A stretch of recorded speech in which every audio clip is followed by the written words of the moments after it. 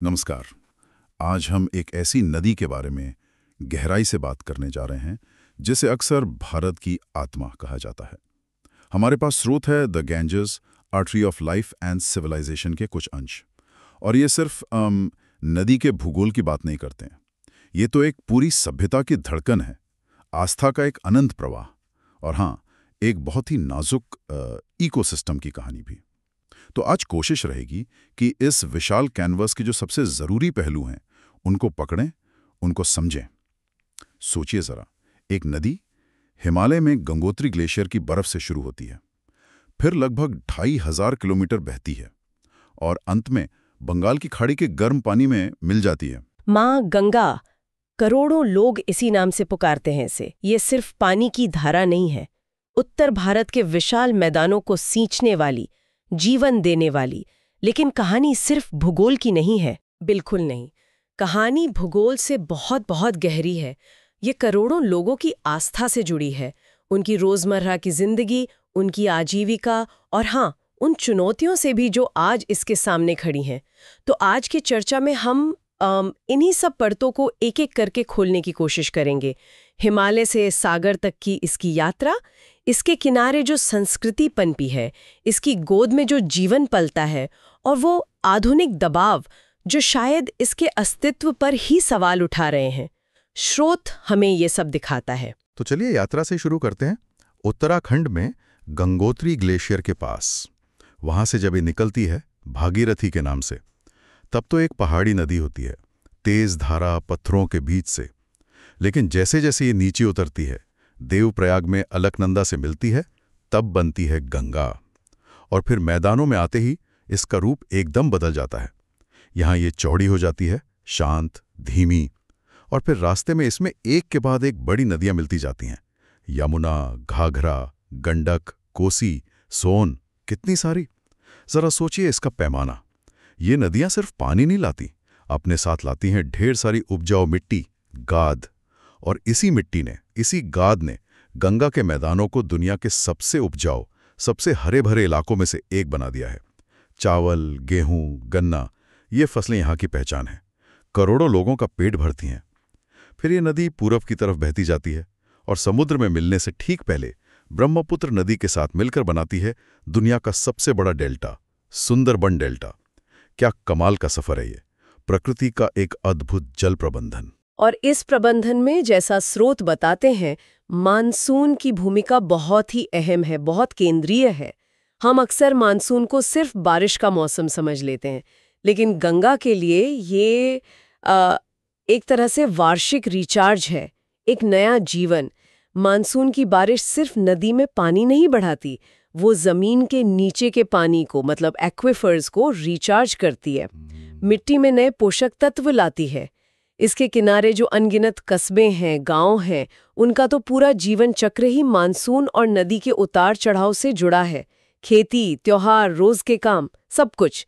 ये सिर्फ पानी का बहाव नहीं है, ये समय का भी चक्र है। सदियों से लोग इसे जी रहे हैं। सही कहा आपने। ये भौगोलिक विस्तार और मानसून का चक्र, ये सीधे सीधे यहाँ के जीवन को आकार देते हैं। लेकिन गंगा की कहानी का एक और पहलू है जो शायद इसे दुनिया की बाकी बड़ी नदियों से अलग करता है। वो है इसका पवित्र दर्जा। करोड़ों हिंदुओं के लिए ये सिर्फ पानी का स्रोत नहीं है, ये एक जीवित देवी हैं, माँ गंगा। आस्था इतनी गहरी है कि लोग मानते हैं कि इसके पानी में बस एक डुबकी लगा लो तो पाप धुल जाते हैं, तन और मन दोनों पवित्र हो जाते हैं। और इसी आस्था ने इसके किनारों को तीर्थों का केंद्र बना दिया है। ऋषिकेश, हरिद्वार, प्रयागराज और खासकर वाराणसी यानी काशी। ये शहर सिर्फ भूगोल के नक्शे पर नहीं है, ये तो आध्यात्मिक ऊर्जा के हॉटस्पॉट हैं। लाखों करोड़ों लोग यहाँ आते हैं स्नान करने, अपने पूर्वजों के लिए पिंडदान जैसे अनुष्ठान करने, कुंभ मेला या गंगा दशहरा जैसे महापर्वों में शामिल होने के लिए। आप वाराणसी के घाटों को ही देख लीजिए, सुबह से रात तक जीवन और मृत्यु का चक्र वहां नदी के साथ साथ चलता रहता है। कहीं पूजा हो रही है, कहीं लोग नहा रहे हैं, कहीं कपड़े धुल रहे हैं, बच्चे खेल रहे हैं, और हाँ, कहीं चिताएं भी जल रही हैं। और शाम को जब हजारों छोटे छोटे दिए नदी की लहरों पर तैरते हैं, वो सिर्फ एक सुंदर नज़ारा नहीं होता, वो सदियों की आस्था का, पीढ़ियों की श्रद्धा का जीवंत प्रतीक बन जाता है। और यहीं पर एक दिलचस्प कह सकते हैं एक विरोधाभास भी दिखता है जिसका जिक्र स्रोत में भी है। ये जो पवित्र दर्जा है, ये गहरी आस्था इन नदी को एक तरह का सांस्कृतिक कवच भी देती है। मतलब ये सिर्फ पानी या ट्रांसपोर्ट का रास्ता नहीं रहती, ये एक आध्यात्मिक, एक सांस्कृतिक पहचान बन जाती है जो पीढ़ियों को जोड़ती है। और यही आस्था अक्सर लोगों को, समुदायों को नदी की सफाई के लिए, उसके संरक्षण के लिए प्रेरित भी करती है। हालांकि कभी-कभी इसी आस्था से जुड़े कुछ कर्मकांड अनजाने में ही सही प्रदूषण का कारण भी बन जाते हैं। ये एक जटिल स्थिति है। लेकिन आस्था और संस्कृति के अलावा गंगा का जो पारिस्थितिक महत्व है वो भी जबरदस्त है। सोचिए, इतने घनी आबादी वाले इलाकों से गुजरती है ये नदी, इतना दबाव झेलती है, पर इसके बावजूद आज भी एक बहुत ही समृद्ध, एक रिच बायोडाइवर्सिटी को सपोर्ट करती है। इसके जो बाढ़ के मैदान हैं, फ्लड प्लेन्स, जो मानसून में पानी से भर जाते हैं, वो हजारों प्रवासी पक्षियों के लिए बहुत जरूरी पड़ाव हैं, ब्रीडिंग ग्राउंड्स हैं। यहाँ की जो आर्द्र भूमियां हैं, वेटलैंड्स, मतलब दलदली जमीनें, वो पानी को साफ करने का काम करती हैं, बाढ़ के असर को कम करती हैं, और कई तरह के जीवों का घर है। नदी किनारे के जंगल भी अपने आप में एक अलग दुनिया है। और फिर कुछ खास जीव हैं जो गंगा की पहचान से जुड़ गए हैं, जैसे गंगा नदी डॉल्फिन, हमारी राष्ट्रीय जलीय जीवदी है। ये मीठे पानी की डॉल्फिन है, अब बहुत कम बची हैं। इसकी मौजूदगी या गैर मौजूदगी एक तरह से नदी के स्वास्थ्य का बैरोमीटर है। इसी तरह घड़ियाल, वो लंबी थूथन वाला मगरमच्छ, वो भी गंगा और उसकी सहायक नदियों में ही मिलता है, और वो भी गंभीर रूप से खतरे में है। तो इनका बचना असल में गंगा के पूरे इकोसिस्टम के बचने से जुड़ा हुआ है। यहाँ एक और कनेक्शन है जो बहुत महत्वपूर्ण है, पर अक्सर हम उसे नजरअंदाज कर देते हैं। वो है गंगा और सुंदरबन का रिश्ता। हिमालय से जो बारीक मिट्टी, गाद या कहिए सेडिमेंट गंगा बहाकर लाती है, वही सेडिमेंट हजारों सालों से जमा होकर दुनिया का सबसे बड़ा मैंग्रोव जंगल बनाता है सुंदरबन। ये मैंग्रोव जंगल सिर्फ रॉयल बंगाल टाइगर का घर नहीं है, यहाँ अनगिनत जीव हैं। और इससे भी बढ़कर ये जंगल तटों को समुद्री तूफानों से, साइक्लोन से बचाने वाली एक नेचुरल दीवार की तरह काम करते हैं। और हाँ, मछलियों और झींगों जैसी कई कमर्शियल प्रजातियों के लिए ये नर्सरी का काम करते हैं। तो गंगा का स्वास्थ्य सीधे सीधे सुंदरबन के स्वास्थ्य को प्रभावित करता है। ये तो कमाल की बात है। मतलब एक नदी का असर कितनी दूर तक और कितने अलग अलग तरीकों से होता है। बिल्कुल। और अगर हम थोड़ी और बड़ी तस्वीर देखें तो गंगा का जो सालाना बाढ़ का चक्र है, जिसे हम अक्सर सिर्फ तबाही के रूप में देखते हैं, वो असल में उस इकोसिस्टम के लिए एक वरदान जैसा है। वाह। बाढ़ का पानी जब फैलता है तो अपने साथ लाए पोषक तत्वों को दूर दूर तक बिखेर देता है। इससे जमीन उपजाऊ बनी रहती है।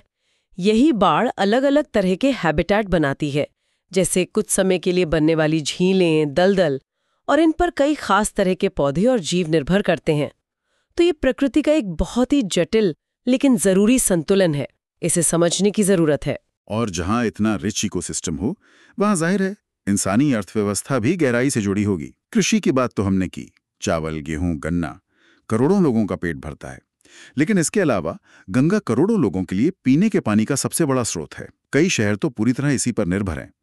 फिर अंतर्देशीय जलमार्ग के रूप में भी इसका इस्तेमाल होता है, माल ढुलाई के लिए, ट्रांसपोर्ट के लिए। मछली पालन, ये एक और बड़ा सेक्टर है। लाखों मछुआरों को रोजगार मिलता है इससे। और हाँ, बिजली बनाने के लिए भी इस पर बांध बनाए गए हैं, हाइड्रो पावर। और इस पानी को खेतों तक, शहरों तक पहुंचाने के लिए नहरों का, बैराजों का, जलाशयों का एक विशाल नेटवर्क बिछाया गया है। जरा सोचिए, अगर ये नेटवर्क ना हो तो उत्तर भारत की खेती और शहरी जीवन कैसा होगा, कल्पना करना भी मुश्किल है। और दिलचस्प बात यह कि यहाँ पारंपरिक और आधुनिक दोनों तरह की आजीविकाएं, मतलब लाइवलीहुड्स, साथ साथ चलते हैं। एक तरफ आपको नदी किनारे मल्लाह मिलेंगे, मछुआरे मिलेंगे, नदी की मिट्टी से बर्तन बनाने वाले कुम्हार मिलेंगे। इनकी जिंदगी सदियों से इसी नदी के इर्द गिर्द घूमती है। तो दूसरी तरफ कानपुर से लेकर कोलकाता तक एक बड़ा इंडस्ट्रियल बेल्ट है। चमड़े के कारखाने, केमिकल प्लांट्स, कपड़ा मिले, ये सब भी पानी के लिए, ट्रांसपोर्ट के लिए गंगा पर ही निर्भर है। और अब तो नदी आधारित पर्यटन भी काफी बढ़ गया है। टूरिज्म, ऋषिकेश जैसे ऊपरी इलाकों में जाएं तो रिवर राफ्टिंग का रोमांच है। तो वाराणसी, पटना जैसे शहरों में ऐतिहासिक घाटों पर हेरिटेज वॉक हैं, बोट राइड्स हैं। ये सब ना सिर्फ लोकल इकोनॉमी में पैसा लाते हैं, बल्कि शायद लोगों को नदी से जुड़ने का एक नया तरीका भी बन रहा है। ये जो निर्भरता का पैमाना है ना, वो सच में चौंकाने वाला है। ये दिखाता है कि गंगा सिर्फ सांस्कृतिक या आध्यात्मिक रूप से ही नहीं बल्कि आर्थिक रूप से भी भारत की जीवन रेखा है। करोड़ों लोगों की फूड सिक्योरिटी, पीने का पानी, रोजगार, उद्योग, सब कुछ सीधे तौर पर गंगा के स्वास्थ्य से जुड़ा है। ये कोई मुहावरा नहीं है, ये एक ठोस हकीकत है। ये सिर्फ एक नदी नहीं है, ये एक विशाल आर्थिक और सामाजिक व्यवस्था की नींव है। लेकिन इतनी महत्वपूर्ण नदी और आज इतने गंभीर संकटों से घिरी हुई है, ये शायद इस कहानी का सबसे दुखद पहलू है। सबसे बड़ी और सबसे साफ दिखने वाली चुनौती है प्रदूषण, पोल्यूशन। हमारे शहर, हमारे कस्बे हर रोज करोड़ों लीटर गंदा पानी, अनउपचारित सीवेज बिना साफ किए सीधे नदी में बहा देते हैं। इसमें इंसानी मलमूत्र तो होता ही है, साथ में डिटर्जेंट और न जाने कितने केमिकल होते हैं। और सिर्फ घरों का गंदा पानी ही नहीं, सैकड़ों फैक्ट्रियां हैं, चमड़े के कारखाने, केमिकल प्लांट, चीनी मिल, शराब की भट्टियां, ये सब अपना जहरीला कचरा जिसमें हैवी मेटल्स होते हैं, दूसरे खतरनाक रसायन होते हैं, बिना किसी खास ट्रीटमेंट के गंगा में या उसकी सहायक नदियों में डाल देते हैं। फिर खेतों से बहकर आने वाले कीटनाशक हैं, फर्टिलाइजर हैं, वो भी पानी को जहरीला बनाते हैं। और ऊपर से वो प्लास्टिक का कचरा, बोतलें, पॉलीथीन, पैकिंग, जो हर तरफ तैरता दिखता है और पानी में घुलकर माइक्रोप्लास्टिक बन रहा है। और इसमें एक और परत जुड़ जाती है, धार्मिक कर्मकांडों से होने वाला प्रदूषण। पूजा सामग्री, प्लास्टर ऑफ पेरिस की मूर्तियां, प्लास्टिक में लिपटे फूल मालाएं और यहाँ तक कि अधजले शव भी नदी में बहा दिए जाते हैं। नतीजा ये कि खासकर कानपुर, वाराणसी, पटना जैसे बड़े शहरों के बाद नदी का पानी, उसमें ऑक्सीजन लगभग खत्म हो जाती है, बैक्टीरिया से भरा होता है, कई जगहों पर तो नहाने लायक भी नहीं रहता। सोचिए, ये उस नदी की हालत है जिसे हम माँ कहते हैं, पवित्र मानते हैं। ये वाकई एक बहुत गहरा विरोधाभास है और स्रोत सामग्री भी इसी तरफ इशारा करती है। दूसरी बड़ी चुनौती है पानी की घटती मात्रा और नदी के प्राकृतिक बहाव में रुकावट। सिंचाई के लिए, उद्योगों के लिए शहरों की पानी की ज़रूरतें इतनी बढ़ गई हैं, खासकर सूखे मौसम में, कि नदी से ज़रूरत से ज़्यादा पानी निकाल लिया जाता है। इससे नदी का अपना पारिस्थितिक प्रवाह, जिसे इकोलॉजिकल फ्लो कहते हैं, वही खतरे में पड़ जाता है। पारिस्थितिक प्रवाह, ये क्या होता है? इसे थोड़ा और समझाएंगी? हाँ, जरूर। देखिए, पारिस्थितिक प्रवाह का मतलब है नदी में पानी की वो कम से कम मात्रा जो उसके अपने इकोसिस्टम को जिंदा रखने के लिए जरूरी है।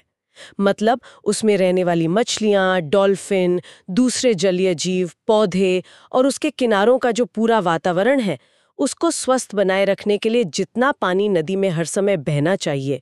जब हम उससे ज्यादा पानी निकाल लेते हैं तो नदी बीमार पड़ने लगती है, उसकी खुद को साफ करने की क्षमता कम हो जाती है और उस पर निर्भर जीवन मरने लगता है। अच्छा, समझ गया। और इसी से जुड़ा है बांधों और बैराजों का मुद्दा भी। बिजली बनाने के लिए या सिंचाई के लिए पानी रोकने के वास्ते जो बड़े बड़े बांध बनाए गए हैं, वो नदी के नेचुरल फ्लो को तोड़ देते हैं, खंडित कर देते हैं। मछलियां हैं, डॉल्फिन हैं, वो अपने प्रजनन के लिए या भोजन के लिए नदी में ऊपर नीचे आ जा नहीं पाती। और ये बांध उस जरूरी गाद को, सेडिमेंट को भी रोक लेते हैं जिसे नदी बहाकर नीचे ले जाती है, जो डेल्टा बनाने के लिए, उसे पोषित करने के लिए जरूरी है।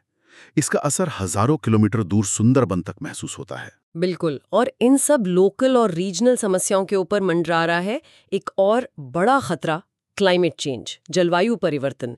हिमालय के ग्लेशियर, जो गंगा के पानी का एक बहुत महत्वपूर्ण स्रोत है, खासकर सूखे मौसम में, वो तेजी से पिघल रहे हैं। शायद शुरू में लगे कि पानी बढ़ रहा है, लेकिन लंबे समय में ये पानी का स्रोत कमजोर हो जाएगा। मॉनसून का पैटर्न बदल रहा है, अनियमित हो रहा है। कभी बहुत कम समय में इतनी ज्यादा बारिश हो जाती है कि भयानक बाढ़ आ जाती है, तो कभी लंबे समय तक सूखा पड़ जाता है। ये जो एक्सट्रीम वेदर इवेंट्स हैं, अतिवादी मौसम की घटनाएं, ये नदी किनारे रहने वाले सबसे गरीब, सबसे कमजोर समुदायों पर सबसे ज्यादा असर डालती हैं और नदी के इकोसिस्टम को भी हिलाकर रख देती हैं। तो ये तो एक तरह का तिहरा संकट हो गया, प्रदूषण, पानी की कमी और रुकावट, और ऊपर से जलवायु परिवर्तन। बिल्कुल। और सबसे चिंता की बात यह है कि ये समस्याएं अलग अलग नहीं हैं, ये एक दूसरे से जुड़ी हुई हैं और मिलकर असर को कई गुना बढ़ा देती हैं। जैसे अगर नदी में पानी कम होगा तो प्रदूषण का असर और ज्यादा घातक हो जाएगा, क्योंकि गंदगी डाइल्यूट नहीं हो पाएगी। जलवायु परिवर्तन से पानी की कमी और सूखे की समस्या और बढ़ सकती है। ये एक बहुत ही जटिल जाल है और इसका समाधान भी किसी एक जादू की छड़ी से नहीं हो सकता। ये सवाल खड़ा करता है कि क्या हम वाकई इस जीवन रेखा के महत्व को पूरी तरह समझ रहे हैं? ये स्थितियां तो काफी गंभीर लग रही हैं, लेकिन क्या सब कुछ निराशाजनक ही है? क्या कोई उम्मीद की किरण भी है? क्या इसे बचाने के लिए कुछ कोशिशें हो रही हैं? हाँ, बिल्कुल। ऐसा नहीं है कि कुछ हो नहीं रहा है। पिछले कुछ दशकों में और खासकर हाल के कुछ सालों में गंगा की सफाई और उसके पुनर्जीवन को लेकर सरकारी और गैर सरकारी दोनों स्तरों पर काफी जागरूकता बढ़ी है और प्रयास भी तेज हुए हैं। सरकार ने नमामि गंगे जैसा एक बहुत बड़ा महत्वाकांक्षी कार्यक्रम शुरू किया है। अच्छा, जैसे कि क्या-क्या हो रहा है उसमें? देखिए, सबसे बड़ा फोकस तो सीवेज ट्रीटमेंट पर है। गंगा किनारे जितने भी शहर हैं, कस्बे हैं, वहाँ नए सीवेज ट्रीटमेंट प्लांट STPs लगाए जा रहे हैं। जो पुराने हैं उनकी कैपेसिटी बढ़ाई जा रही है। कोशिश यह है कि गंदा पानी बिना साफ हुए नदी में जाए ही ना। औद्योगिक प्रदूषण पर भी लगाम लगाने की कोशिश हो रही है। फैक्ट्रियों के लिए कड़े नियम बनाए जा रहे हैं, उनकी निगरानी बढ़ाई जा रही है। नदी के घाटों का सौंदर्यीकरण हो रहा है, रिवर फ्रंट डेवलपमेंट हो रहा है, ताकि लोग नदी से जुड़े, उसकी सफाई के बारे में सोचें।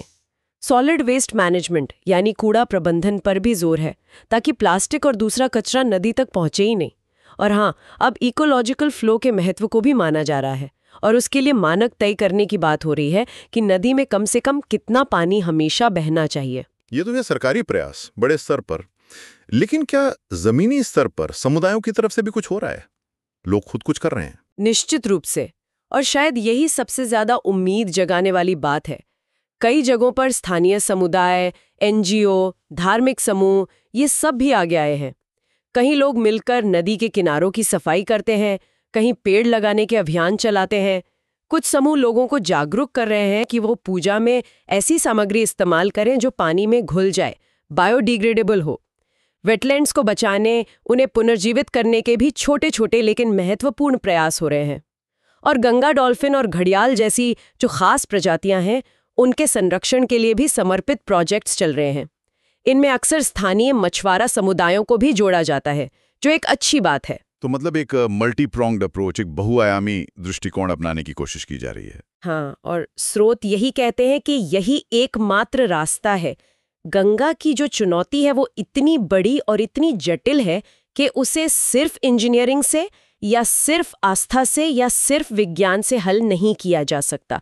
इसके लिए एक समग्र, एक होलिस्टिक अप्रोच चाहिए, जिसमें तकनीक भी हो, नीतियां भी हो, लोगों की भागीदारी भी हो, पारंपरिक ज्ञान भी हो और आधुनिक विज्ञान भी। सबका तालमेल जरूरी है। ग्लेशियर से लेकर डेल्टा तक, आस्था से लेके आजीविका तक, प्राचीन परंपराओं से लेके आज के नियमों तक, इन सबको एक साथ साधना होगा। गंगा की जो निरंतरता है, भौगोलिक, सांस्कृतिक, पारिस्थितिक, वो तभी बनी रह सकती है। तो इस पूरी बातचीत का, इस गहरी पड़ताल का सार क्या निकलता है? हमने देखा कि गंगा ये महज एक नदी नहीं है, ये उत्तर भारत की जीवन रेखा है, करोड़ों लोगों की आस्था का केंद्र है, एक अद्भुत इकोसिस्टम की पोषक है और एक बहुत बड़ी अर्थव्यवस्था का आधार भी। हाँ, ये गंभीर चुनौतियों से जूझ रही है, प्रदूषण, पानी की कमी, जलवायु परिवर्तन, लेकिन साथ ही इसके पुनर्जीवन के लिए उम्मीदें भी हैं और कोशिशें भी जारी हैं। ये भारत की कहानी का, उसकी जटिलताओं का और उसकी जिजीविषा मतलब जीने की इच्छा का एक अटूट हिस्सा है। बिल्कुल। और स्रोत सामग्री में एक बात कही गई है जो शायद सबसे ज्यादा सोचने पे मजबूर करती है। वो ये कि गंगा सभ्यता का दर्पण है, मिरर ऑफ सिविलाइजेशन। यानी गंगा की आज जो हालत है वो सिर्फ नदी की हालत नहीं है, वो हमारे समाज का आईना है, हमारी प्राथमिकताओं का आईना है, हमारे विकास के मॉडल का आईना है, हमारी आस्था और हमारे असल व्यवहार के बीच जो फर्क है उसका आईना है। गंगा में हमें अपना ही अक्स दिखाई देता है। तो बड़ा सवाल ये उठता है कि हम इस आईने में क्या देखना चाहते हैं, और जो हम आज देख रहे हैं, क्या उसे बदलने के लिए हम वाकई कुछ करने को तैयार हैं? ये एक ऐसा प्रश्न है जो सिर्फ गंगा के बारे में नहीं है, ये खुद हमारे बारे में है।